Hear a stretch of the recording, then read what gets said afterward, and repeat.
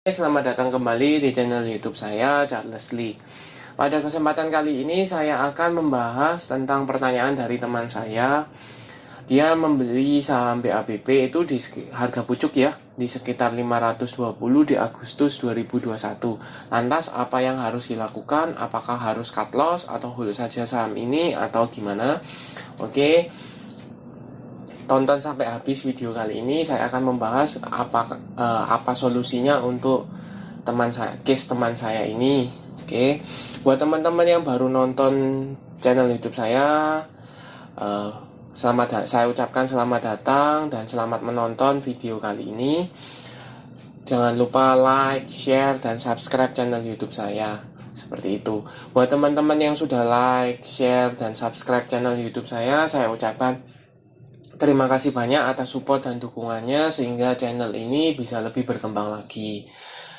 Dan buat teman-teman yang sudah mengikuti analisa saya dan sudah profit, saya ucapkan selamat.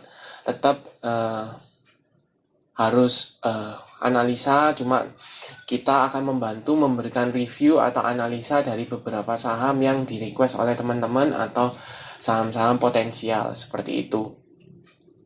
Oke, tanpa berpanjang lebar lagi, kita langsung masuk ke pembahasan. Nah, saya ceritakan dulu ya. Teman saya ini cenderungnya masih baru di saham ya. Seperti itu, dia baru masuk di saham itu tahun 2021 ini atau angkatan akhir 2020 lah, angkatan corona kalau bisa dibilang seperti itu. Nah, dia membeli saham BABP seperti itu. Di harga berapa? Di 520. Kalau kita lihat 520 itu di sekitar sini ya. 520 di sekitar tanggal 6 Agustusan. Jadi di bulan-bulan Agustus dia baru beli. Nah, kalau kita trace back di bulan-bulan Agustus 2021 itu kalau nggak salah sih isu sentimen bank-bank digital ya. Bank-bank mini itu semua pada terbang, mau dari BABP, Dinar, BVIC, J-Trust, seperti itu semua bergejolak seperti itu. Nah, teman saya ini sepertinya FOMO. Kenapa FOMO? Saya saya tanyakan kenapa beli. Alasan belinya apa? Apakah lihat fundamental atau teknikalnya atau bandarmologinya atau gimana? Ternyata tidak. Dia hanya melihat bahwa dia lihat beberapa hari sebelumnya itu saham BABP ini mengalami kenaikan yang cukup signifikan seperti itu. Dia berpikir, oh eman ya kalau nggak beli. Saya coba beli aja. Nah, beli karena FOMO ya, jadi dia beli hampir di pucuk di 520. Sempat mengalami kenaikan sih. Kalau kita lihat itu sampai di level 609 seperti itu. 600-an lah. Itu sempat menyentuh tetapi belum dijual. Karena dia tidak analisa, tidak ada perkiraan TP-nya di berapa, stop loss-nya berapa, seperti itu. Jadi dia mengalir gimana? Jadi kalau dia tamak lah, maksudnya greedy. Jadi, kalau bisa cuan lagi nggak apa-apa lah, cuan lagi, hold saja, seperti itu. Nah, apa yang terjadi setelah berbulan-bulan dia hold? Mengalami koreksi yang cukup dalam ya, seperti itu. Kalau kita lihat berkaca pada harga penutupan tanggal 3 Desember 2021, dari 520 sampai dengan 195 itu sekitar 62-63% seperti itu. Bisa dibayangkan dengan floating loss, bukan floating profit ya, floating loss 63% itu bisa dibayangkan bagaimana psikologisnya trader seperti itu. Sekali lagi ini dia bukan investor, jadi backgroundnya dia tidak investor, dia trader seperti itu. Nah, kalau trader kan berarti tidak untuk hold jangka lama berbulan-bulan seperti itu. Bisa berbulan-bulan, tapi kalau floating profit itu masih oke lah. Tapi kalau floating loss seperti ini ada yang salah. Menurut saya dari kacamata saya ada yang salah seperti itu. Nah, salahnya di mana? Kesalahan pertama, saya bukan menyalahkan teman saya ya. Saya hanya sharing, memberikan pandangan saya sekaligus informasi buat teman-teman. Jangan sampai pengalaman dari teman saya ini terjadi kepada teman-teman. Seperti itu. Harapan saya sih dengan adanya video ini saya bisa memberikan edukasi, memberikan manfaat buat teman-teman sekalian yang sudah nonton, sudah like, seperti itu. Nah, agar apa? Agar terhindar dari kesalahan-kesalahan yang sama, seperti itu. Nah, yang dari kacamata saya, kesalahan yang kekeliruannya dia adalah pertama tanpa analisa, hanya FOMO. Jadi beli saham hanya FOMO. Itu keliru menurut saya. Kenapa? Kalau kalian misalnya bisa kayak technical analisis, fundamental, itu is okay. Kenapa? Based on analisa kalian. Seperti itu. Misalnya, menurut kalian ini saham BABP ini berprospek.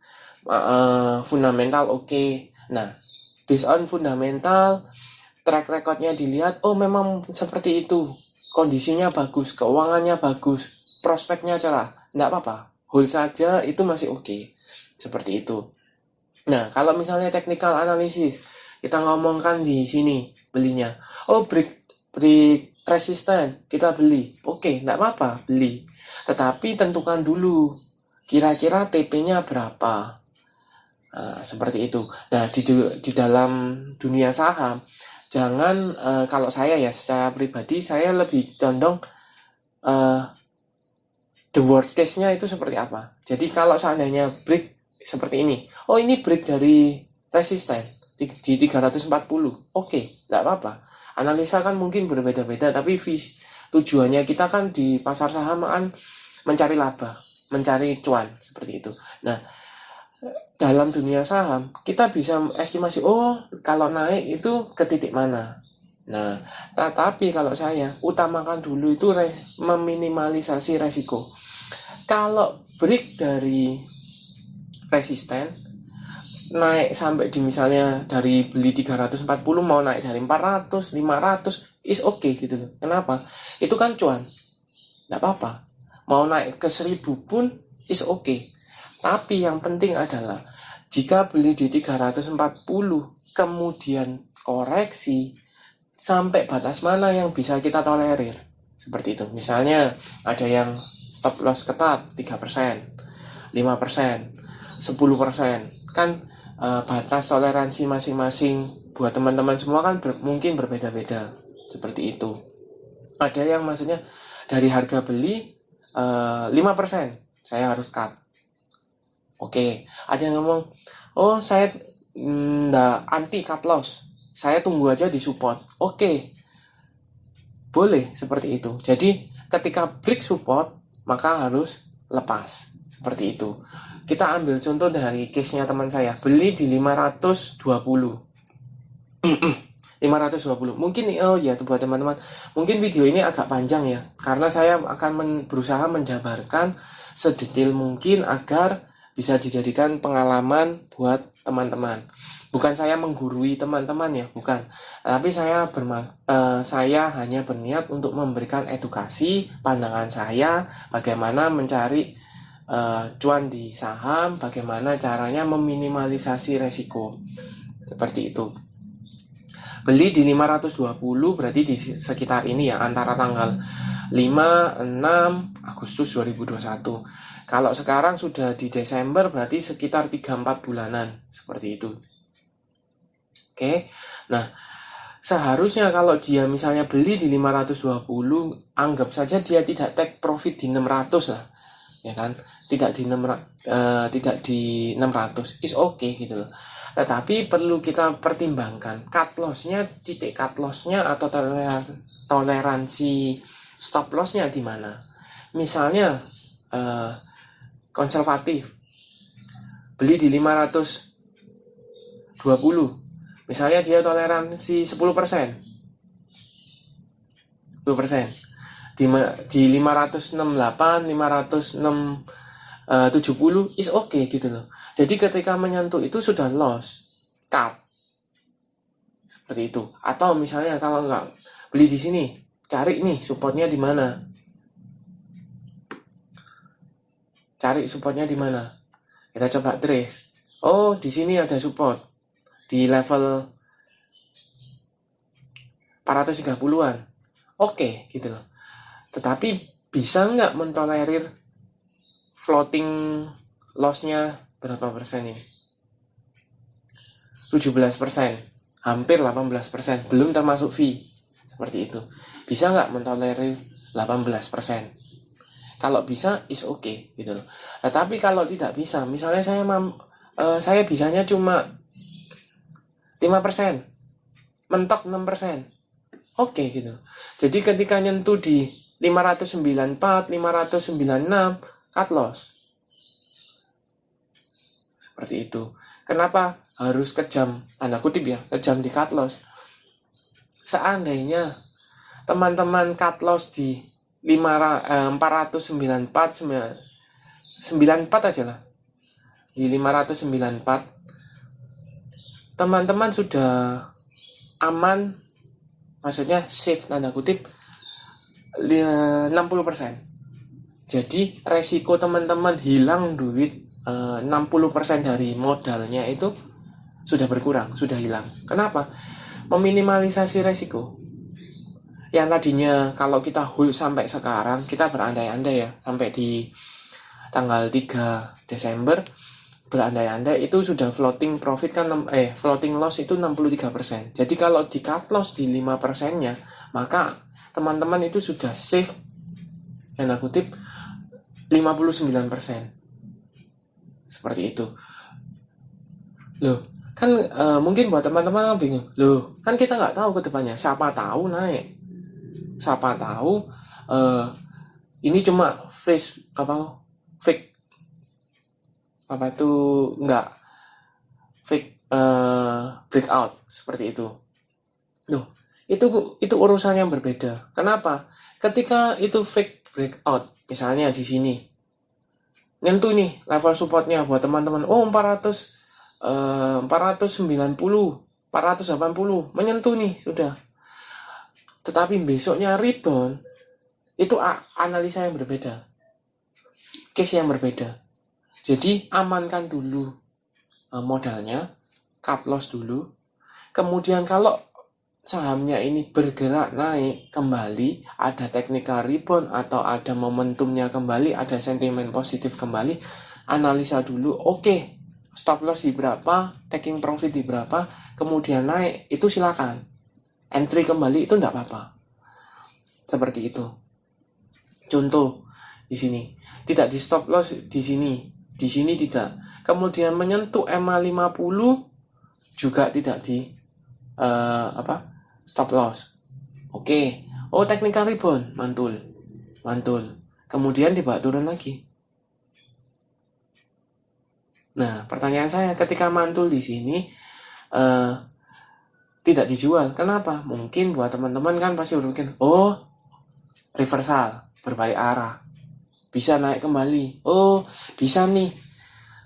Oh, sudah naik kembali. Jadi trennya sudah uptrend kembali. Oh, enggak apa-apa. Hold saja saham ini. Kenyataannya apa? Turun kembali.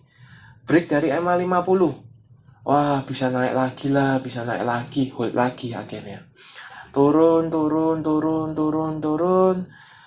Di support EMA 150-nya sekarang. Di harga 259, 260. Wah, support kuat ini. Eman kalau di stop loss sekarang sudah turunnya terlalu dalam. Terus nggak apa-apa lah, hold saja saham ini. Toh sudah disupport, ya kan? Sudah disupport seperti itu. Hold, akhirnya hold lah saham ini. Hold, kemudian sekarang bergerak di bawah garis EMA 150. Mau cut loss sekarang dengan floating loss 63%. Kalau saya 63% sudah terlalu besar sekali. Kenapa?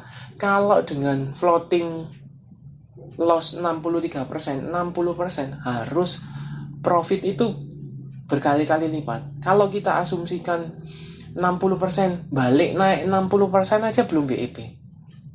Seperti itu. Harus naik sekitar 80-90 persenan baru bisa PEP.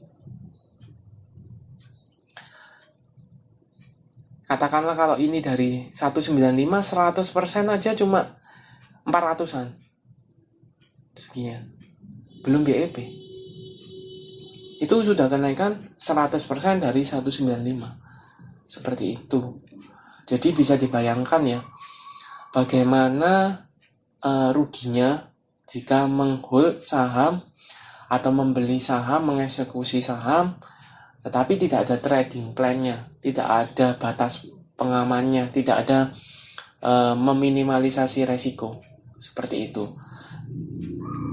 Bisa coba dibayangkan seperti ini. Misalnya 520 cut loss nih. Modalnya misalnya 500 kali 100 kan sekitar 200. Dengan modal 5.200.000 ini sekarang tinggal hanya 1.900.000-an. 1 juta, anggap aja 2 juta. Sudah floating loss itu 3 jutaan. Hampir lebih dari separuh modal. Bayangkan kalau begini. Cut loss di sini rugi, misalnya rugi sekitar 10% dari 550 ribuan. 5 jutaan berarti sekitar 500 ribuan. Cut. Misalnya ya, cut. Entry kembali di sini. Dengan modalnya sisa itu, dengan modal sisanya sekitar 4 jutaan itu, beli di sini, di support, mantul, sudah dapat cuan. Dari yang tadinya minus 500 ribu mungkin dapat cuan, misalnya katakanlah nggak usah all in, nggak usah full 4 juta sisanya itu, nggak usah. Dapatkan 200-300 ribu. Ruginya hanya 200-300 ribu. Seperti itu. Nah, kalau sampai sekarang di hold, ruginya berapa? 3 juta. Lebih menguntungkan mana? Apakah saham BABP ini bisa balik ke 520? Ya siapa yang bisa memastikan bakal balik? Bakal balik, iya, oke, bakal balik. Kapan waktunya? Hold berapa lama? Itu yang perlu teman-teman jawab. Seperti itu. Jadi itulah yang saya perlu jelaskan, bahwa pentingnya stop loss. Berapapun yang Anda targetkan di stop loss-nya is okay gitu loh. Tapi taatilah trading plan-nya. Seperti itu. Dan berusahakan bahwa trading saham itu harus ada analisanya. Antara teknikal kah, fundamental kah, bandarmologi kah, seperti itu is okay. Tetapi yang perlu saya tekankan di sini adalah trading plan-nya harus ada. Kalau amit-amit misalnya terjeleknya gimana?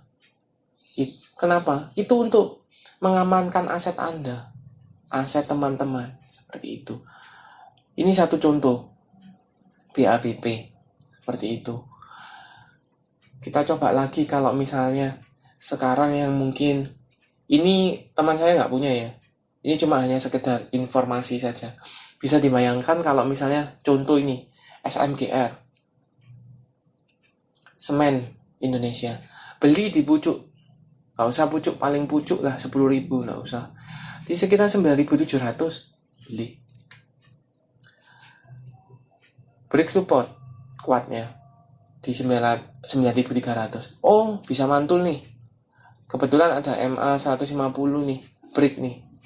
Udah break, terjun lagi di MA 50 di sekitar level 9.000-an.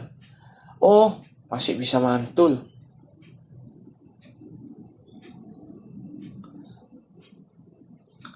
Oh, masih bisa mantul nih 9.000. Oh, bisa potensi. Oke. Nggak di-cut. Nggak cut loss. Turun lagi. Nah, sekarang bisa dibayangkan ya, beli di 970-an, sekarang posisi di 7.900. Loss 19%. Modal berapa? Katakanlah beli 10 lot, berarti sekitar 9 jutaan. Turun 19%, hampir 20%. 1.800.000 belum fee.